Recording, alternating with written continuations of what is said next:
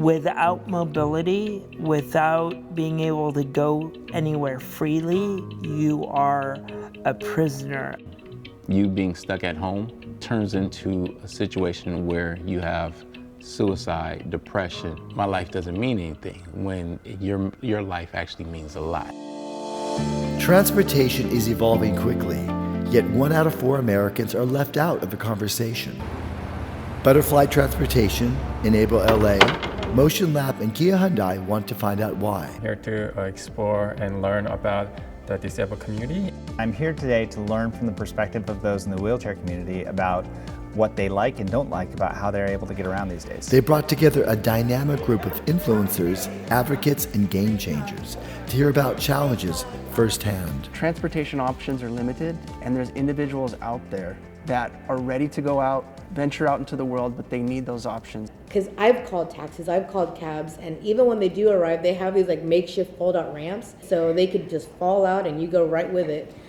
I try to take Uber and Lyft, and they leave me on the curb. If I have a scheduled ride with paratransit, it's like if I miss that, then I'm stuck for a few hours, or I have to maybe call a taxi and have an accessible taxi. But me, being such a large individual, 6'6", it's hard for me to really get into various different modified vehicles because of my size. The biggest issue I've faced is more so with reliability. Being able to know that the right vehicle is going to pick me up and also going to bring me back home.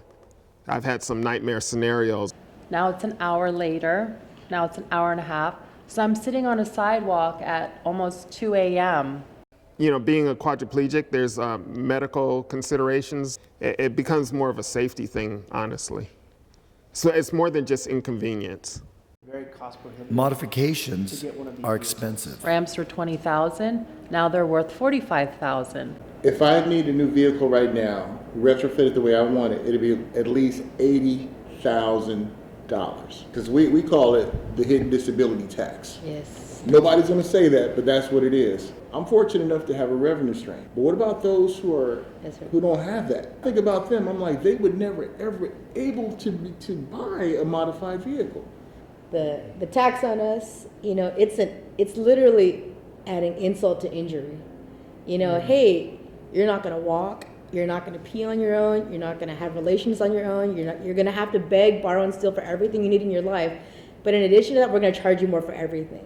Public transport can be challenging at best. I tried buses for a while. I mean, I'm talking about 3 transfers in rain, in sidewalks that are dilapidated when it's wet, and I'm slipping and sliding all over the place. And if I have to wait for a bus or a train and those spaces are occupied, we are left behind. The thing with accessibility nowadays for folks with disabilities is when you make a ride, you have to pad it with so much time because you just don't know if they're going to show up, if you're going to be left stranded.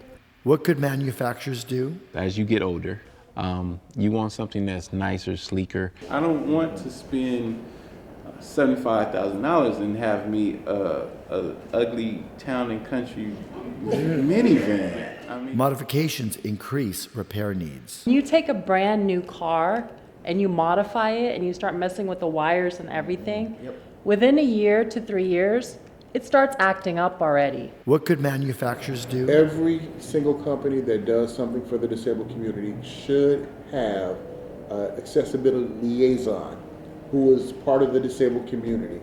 Hearing, vision, motor. They should have a council that they can go to and talk and find out if things are going to work. get in a wheelchair. Once you see it from our perspective, then you make that change.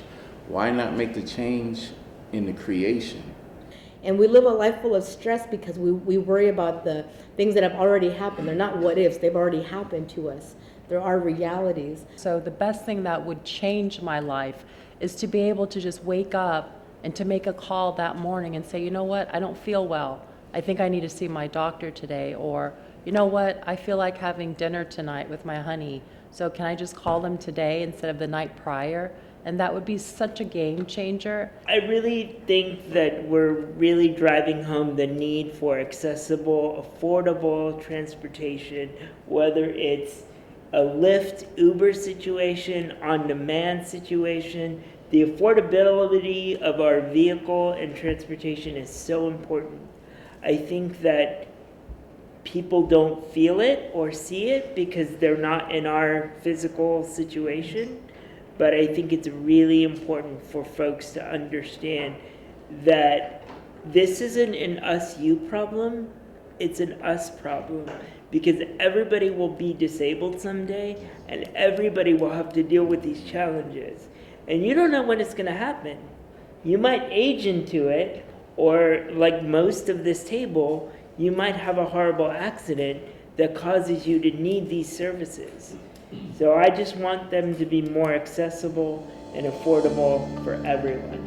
It's really critical to get out there in the community and have the conversations like we did today.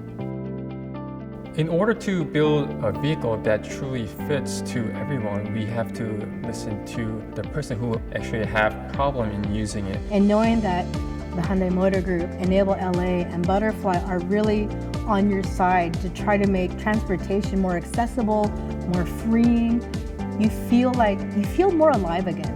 You feel like I can do these things. I can go back to school. I can go back to work and not worry about being late. My life is mine again. Butterfly is listening and learning for better ways to serve the community.